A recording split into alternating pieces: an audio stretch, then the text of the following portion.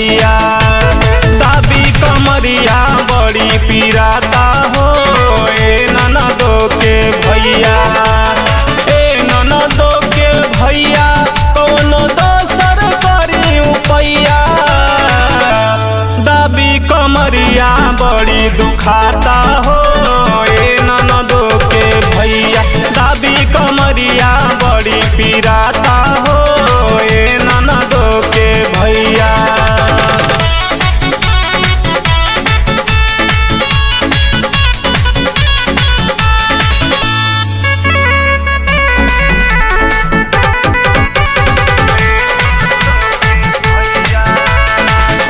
चैत के लहर बाटे करे जाइब कटनी। काहे नइखी बुझत राजा होला बड़ा खटनी। चैत के लहर बाटे करे जाइब कटनी। काहे नइखी बुझत राजा होला बड़ा खटनी। हसुआ भोरही में धराई बहो ए ननदो के भैया।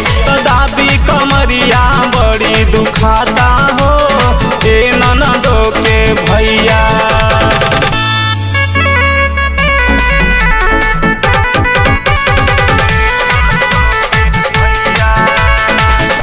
सुधीर सुरीला बागी बुझी तनी बात के।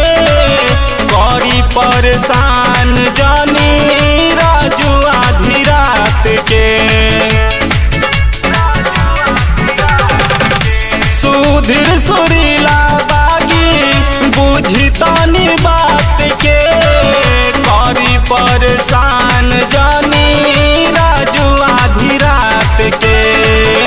तो संतोष डॉक्टर के बुलवा दी हो ए